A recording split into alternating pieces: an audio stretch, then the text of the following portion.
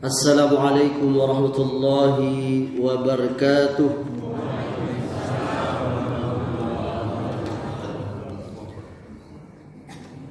Alhamdulillah alladzi arsala rasulahu bil huda wa dinil haqq liyuzhirahu 'ala ad-din kullih wa kafa billahi shahida.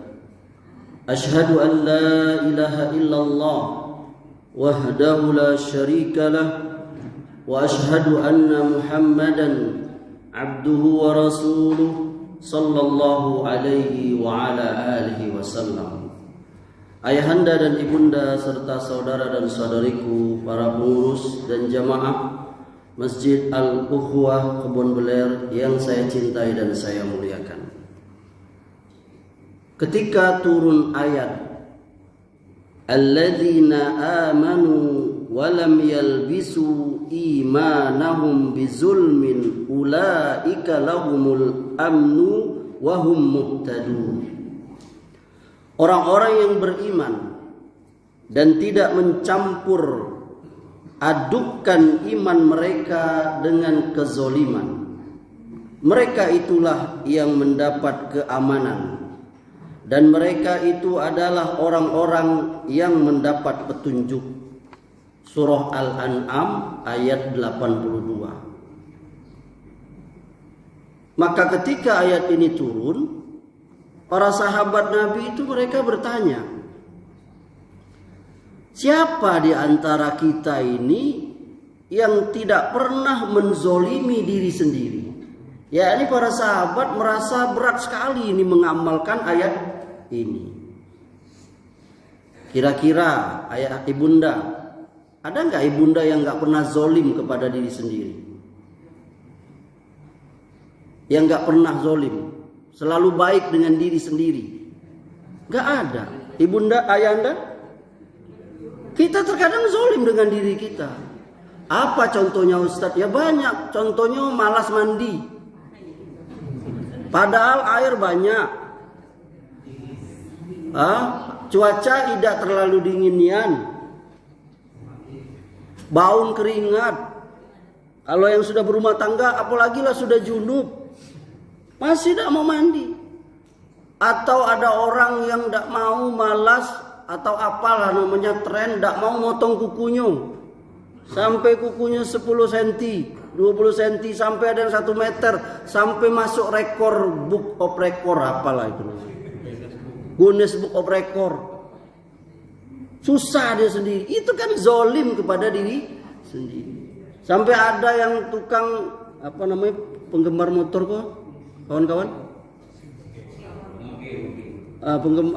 Itu yang reading lah itu. Itu kan sudah dibuat oleh pabrik itu, kan setangnya elok tuh. Pernah ada nengok Anda? Itu setang motor tuh setinggi kuno. Ya Allah, melambai kursiku. Rambut mesti panjang. Iya, kan zolim itu kan. Padahal sudah bagus itu pabrikan motor itu buat. Nah itu kan zolim namanya. Jadi para sahabat rasanya berat sekali ngamalin ini. Maka kata Rasulullah SAW, beliau berkata, itu maksudnya enggak seperti yang kalian pahami. Yang dimaksud dengan zolim di ayat itu, ya ini maksudnya kesyirikan. Jadi siapa yang tidak mencampurkan keimanannya itu dengan kesyirikan. Jadi makna zolim di ayat itu yakni kesyirikan. Nabi berkata, berdalil ya, yakni dengan ayat di dalam surah Luqman ayat 13 itu. Allah berfirman, ya bunayya la tusyrik billah inna syirka la zulmun azim. Wahai anakku, janganlah kau menyekutukan Allah, karena sesungguhnya syirik itu kezoliman yang besar. Jadi dari situ pahamlah para sahabat bahwa yang namanya yang dimaksud dengan kezoliman di situ adalah asyirku billah, syirik kepada Allah. Berarti kita ini ibunda, kita harus menjauhi diri kita dari segala macam bentuk kesyirikan yang akan mengotori akidah kita, yang akan meruntuhkan yakni keimanan dan tauhid kita. Ya, harus itu dalam setiap hari. Kita jauhi itu segala sesuatu yang mengotori, yang membuat rusak akidah tauhid kita itu. Setiap hari kita harus menjauhinya. Dan salah satu di antaranya yang dapat mengotori kemurnian, kesucian tauhid, yakni tahayul dan khurafat. Tahayul, khurafat. Dua kata yang barangkali familiar di kita ini. yakni kedua kata ini memiliki kedekatan makna, sehingga seringkali keduanya ini masing-masing menempati posisi yang lain, tinggal di mana kalimatnya itu. Khurafat secara bahasa itu bisa diartikan dengan takhayul, dongeng atau legenda. Sedangkan khurafi itu adalah hal yang berkenaan dengan tahayul dan dongeng. Dalam kamus Al-Munawir, khurafat itu diartikan dengan hal yang berkenaan dengan kepercayaan yang tidak masuk akal atau batil. Artinya di samping tidak masuk akal, tidak pula didasari dalil yang sahih. Tapi ingat juga di dalam agama kita itu tidak semua yang tidak masuk akal, yang menurut kebanyakan orang khurafat, tapi keyakinan itu ada di dalam Al-Quran dan Sunnah, maka itu wajib kita benarkan dan kita yakini. Jadi kesimpulannya khurafat itu ialah semua cerita berupa rekaan, khayalan, ajaran-ajaran, keyakinan, perbuatan, pantangan, larangan, adat istiadat, ramal-meramal, pemujaan yang menyimpang dari agama Islam. Oleh karenanya insyaallah ta'ala secara berseri di bulan Ramadan ini Amri akan menjelaskan hal ini, yakni contoh-contoh khurafat dan tahayul yang ada terutama di negeri kita Indonesia ini. Tujuannya apa? Agar kita semua paham. Kalau di antara kita ada yang masih meyakini, hendaklah kita tinggalkan, dan kalau bisa kita sampaikan, dakwahkan kepada keluarga kita. Yang pertama, keyakinan kualat karena melanggar adat. Jadi kadang sering ada istilah bakal kualat. Pernah dengar ibunda? Bakal kualat. Jadi kalau ada satu tradisi, perayaan atau apalah, kalau tidak dilakukan, dikerjakan, maka sebagian orang meyakini nanti akan datang nanti kualat, nanti celaka kalau ritual itu tidak dilakukan. Tapi anehnya ayahanda, kalau sudah dilakukan ritual itu, nah masih juga datang bala, mereka pun terdiam. Lah, kalau sudah dilakukan masih juga. Ya kan? Misalnya ada orang keyakinan harus ada ritual mecah kendi, lalu nyiram air kembang, bahkan motong ayam pada orang baru beri mobil. Betul? Betul? Atau motor. Iya enggak? Supaya jangan itu. Jadi kalau dilanggar, nanti mobilnya kecelakaan, motornya dipaling orang. Tapi ternyata sudah dilakukan, malah motor dia dari sekian banyak motor beratus diparkir, motor dia yang hilang. Ini apa ini? Jadi dia berdalih pula, ini kan sudah dikerjakan nenek moyang kita dulu. Inilah rusaknya kita itu. Karena beragamanya, beramalnya nurut nenek Apa kata Allah ibunda? Nanti ibunda buka ya di Al-Baqarah salah satu ayat 170. Wa iza qila lahum ittabi'u ma anzalallahu qalu bal nattabi'u ma alfaina alaihi aba'ana. Kalau dikatakan kepada mereka ikutilah apa yang diturunkan oleh Allah, enggak, mereka jawab kami hanya mengikuti apa yang dilakukan oleh nenek moyang kami. Awalau kana aba'uhum la ya'qiluna syai'a wa la yahtadun. Kata Allah, apakah kamu akan ikuti juga walau nenek moyang kamu tidak berilmu dan tidak dapat petunjuk? Subhanallah. Jadi nggak usah lagi ya kalau ada ritual-ritual yang apa tuh. Yang kedua, mencegah bencana dengan ritual tolak bala.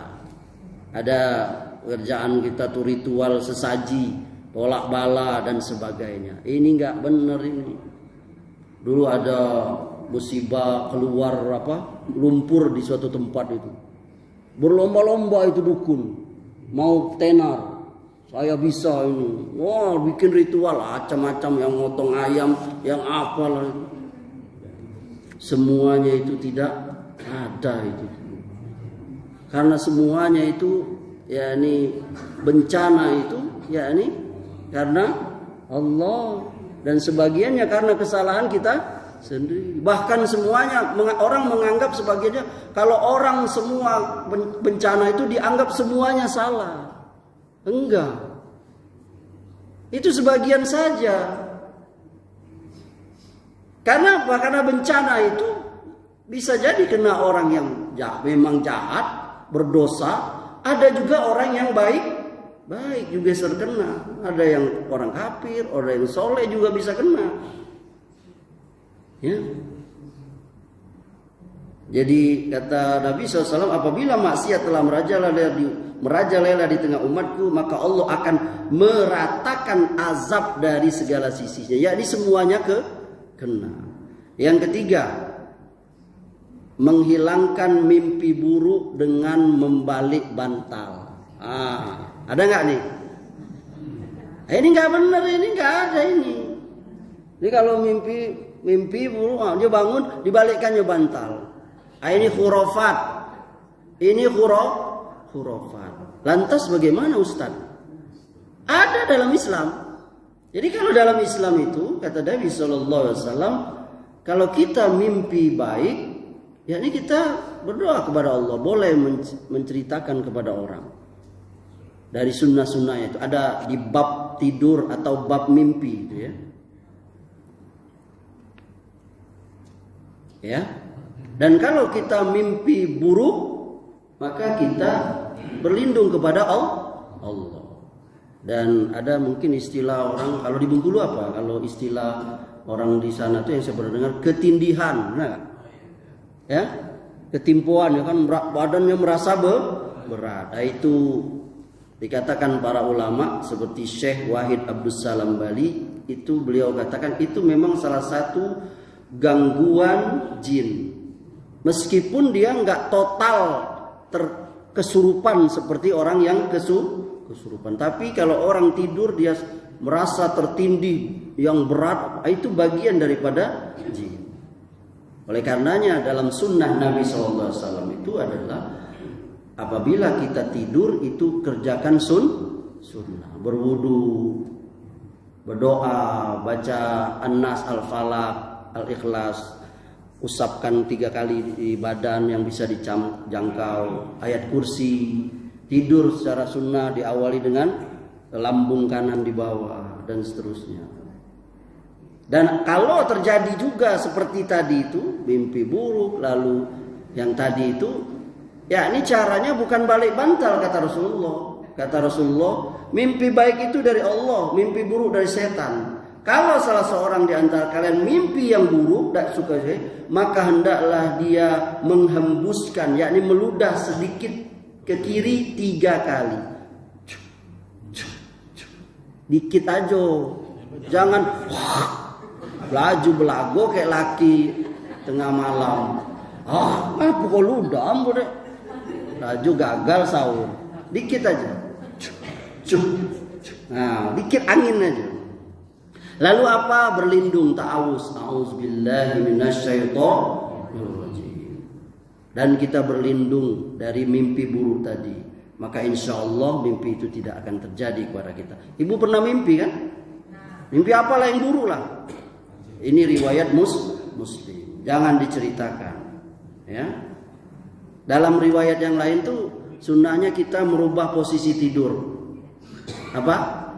Merubah posisi tidur. Jadi pas kita terbangun tuh terlungkup, berubah posisi jadi telentang. Kalau ngadap kanan jadi rubah ke sebelah kiri. Atau pindah niat. Pindah sebelah ke tempat tidur lain atau apa. Itu caranya. Sama kalau ngantuk. Kalau ngantuk lagi dengar ceramah, lagi khotbah, pindah tempat tidur. Itu sunnah. Ayah anda kan kalau sholat Jumat ngantuk tak?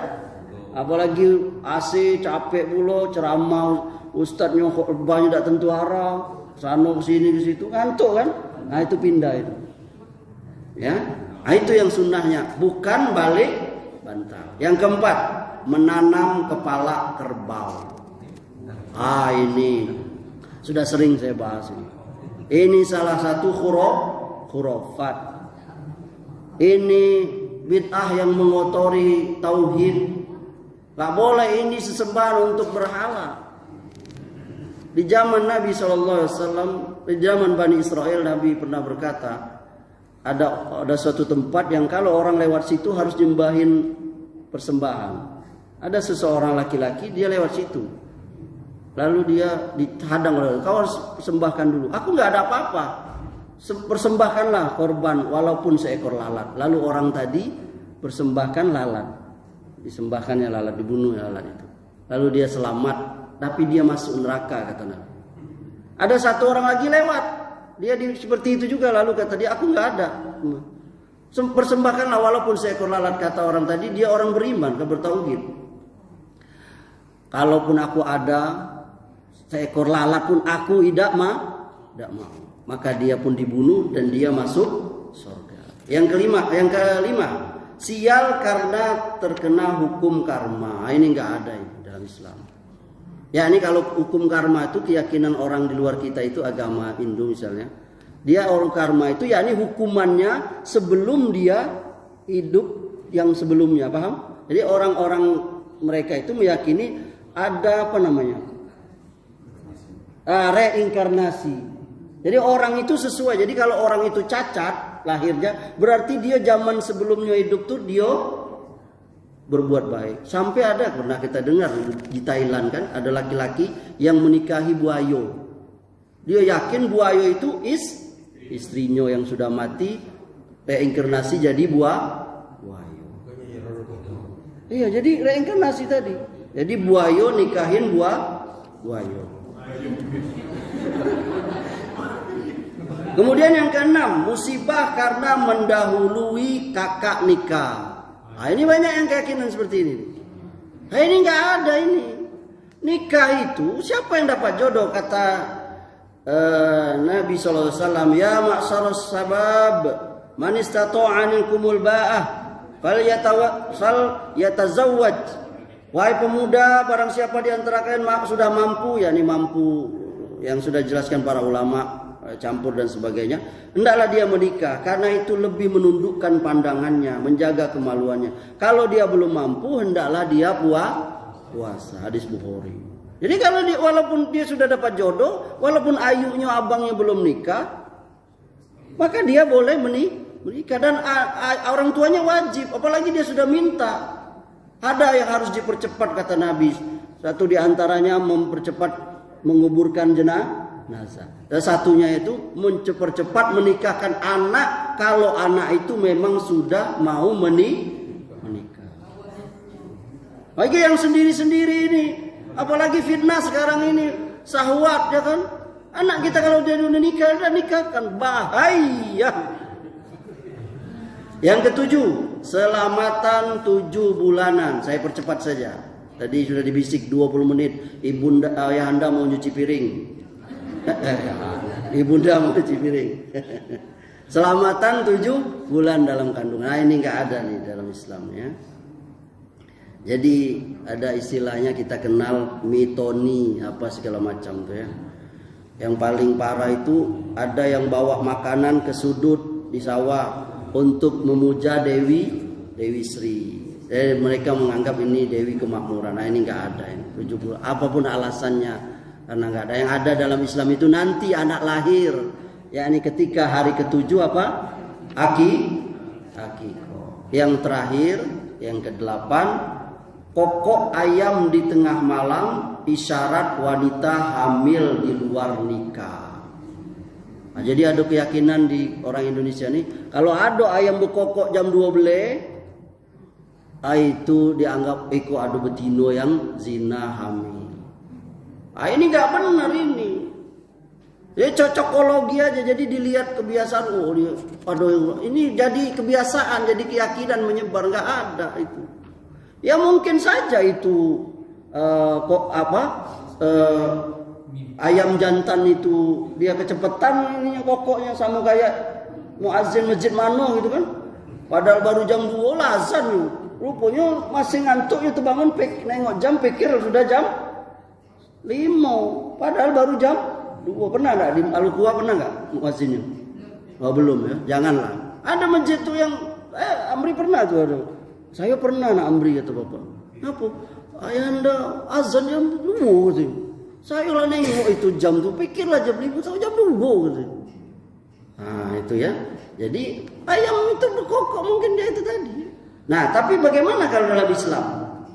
Nah, ternyata ayam berkokok dalam Islam tuh ada juga maknanya. Kata Nabi SAW, kalau kalian mendengar kokok ayam jantan, maka berdoalah kepada Allah. Mintalah karunia kepada Allah. Apa saja. Karena apa? Karena dia melihat malaikat. Dan kalau kalian mendengar ringkikan himar itu apa? Keledai. Hendaklah kalian berlindung kepada Allah dari setan. Karena sesungguhnya himar itu sedang melihat setan. Ini hadisnya riwayat Bukhari. Kenapa ditanya Ustaz, kenapa itu ayam jantan nengok malaikat, sedangkan keledai tadi nengok setan? Nah, inilah sesuai yang terjadi kehendak Allah. Allah menghendakinya. Sama seperti yakni hewan itu mendengar orang dikubur ya kan? Nah, itu yang kita pelajari dari hadis Nabi ya nih. Hewan-hewan itu mendengar orang disiksa dikubur. Sementara kata Nabi kamu tidak bisa. Andai kalau kamu bisa mendengar seperti yang aku dengar, yakni orang disiksa dikubur itu, maka tidak ada di antara kamu yang sanggup meneruskan hidupnya. Alangkah ngerinya siksa kubur itu. Semoga khutbah atau kultum ceramah subuh ini bermanfaat untuk kita. Ada 8 poin. Insya Allah pada pertemuan berikutnya kita akan lanjutkan contoh-contoh tahayul khurafat. Ada kurang lebih 33. Insya Allah setiap subuh itu kita bahas 8. Insya Allah selesai di pertemuan terakhir. Kemudian semoga bermanfaat. Ada yang ingin menambahkan? Ada yang ingin bertanya? Ayanda. Kalau kita bawa mobil, kebetulan bawa mobil untuk kucing. Jadi kita tuh kadang-kadang kontinian satu, pahan keluarkan baju kaos, bungkus bubur. Nah, inilah salah satu tahayul atau khurafat yang beredar di Indonesia ini. Termasuk juga di kota kita ini Bengkulu. Amri pribadi Ayanda pernah ngalami itu. Jadi saya ketika itu ditelepon oleh kawan saya. Ditelepon Amri, "Ya Bang, cak mana ya Amri apa? Abang nih kan ini apa namanya lewat di lorong nih katanya. Ndak sengaja tegilas kucing kata pecah pala meninggal. Jadi orang ku ribut katanya. Pak, bukalah baju bapak tuh. Dibungkus kucing tuh kelak mobil bapak. Sial katanya. Cak mana Amri? Maju aku baru beli mahal pula itu. Sayang macam mana? Tidak ada tuh Bang, saya bilang. Abang ikut aja apa? Ambil aja karung atau apa? Basi lain yang apa? Nanti abang kubur aja di mana gitu. Enggak ada kayak gitu. Enggak ada, benar ya. Jadi tidak tidak ada yang keyakinan seperti itu. Jadi anehnya kita ini nabrak kucing ketakutan setengah mati, nabrak orang lah lari. Kan kita nggak sengaja. Ada namanya kucing, ayam itu. Saya kok tetangga saya melihara ayam juga. Nak punya akal kan? Kita kan kalau ada motor mobil kan lari dah. Ayam tuh kucing tuh malahnya berlari depan gitu, berlomba pula kok gitu. Betul tak? Malah tergilas gitu kan? Kecuali kalau ada ayam kawin, anjing kawin ditumbur kayak ayah anda. Nyo lagi diskusi di pinggir jalan, apa kabar kata kucing kayak sengaja ayah anda pijak itu pakai mobil ayah anda, ya berdosa lah. Tapi kalau tidak sengaja lagi ngebutnya nyebrang, ya udah aduh nengok kanan nengok kiri, permisi dulu apa udah aduh. Jadi tidak ada itu. Itu salah satu yang harus ayah anda sampaikan kepada kaum muslimin. Yang namanya kalau kita nabrak kucing, maksud nabrak itu tertabrak, tidak sengaja, itu tidak mendatangkan bala insyaallah taala. Kecuali kalau kita sengaja nih, tadi itu saya bilang tadi. Kucing lagi berjemur santai. Oh, lagi tidak berbaju, dia bersantar menikmati matahari. Ayah anda pijak pakai motor. Ya udah lim tuh. Cukup? Ibunda ada?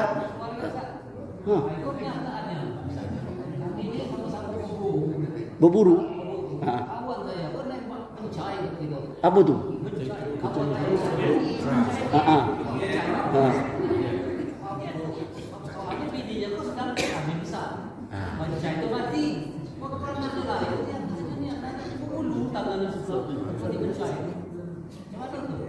Itu juga nggak ada itu.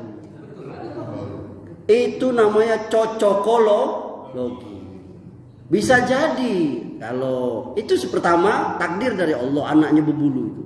Yang kedua kalau secara ilmu genetika boleh jadi datuknya yang dulu juga berbulu. Karena ada orang Arab, ayahanda, jangan ibunda, ayahanda lah. Ayahanda pernah nengok ada orang yang segala badannya berbulu. Pernah? Saya pernah nengok. Wah, ala kegenit ustaz nengok, tidak sengaja. Sampai punggung-punggungnya tuh bebu, bukan lagi tangan, tapi bukan lagi dado aja bebu, sampai ke perut, sampai ke punggung-punggung itu. Nah, jadi itu dah. Tidak ada hubungannya. Di mana apa istilah itu? Hubungannya itu. Logikanya itu antara orang nembak monyet dengan anaknya jadi itu. Tapi ngomong-ngomong apa monyet dulu ditembak? Nembak itu kan burung. Ya kan? Hah? Oh, monyetnya ikut hama. Oh iya, kalau monyet hama boleh gitu. Cukup ya? Ibunda ada? InsyaAllah bermanfaat. Subhanakallahumma wa bihamdika asyhadu an la ilaha illa anta astaghfiruka wa atubu ilaik. Wabillahi taufiq wa hidayah. Assalamualaikum warahmatullahi wabarakatuh.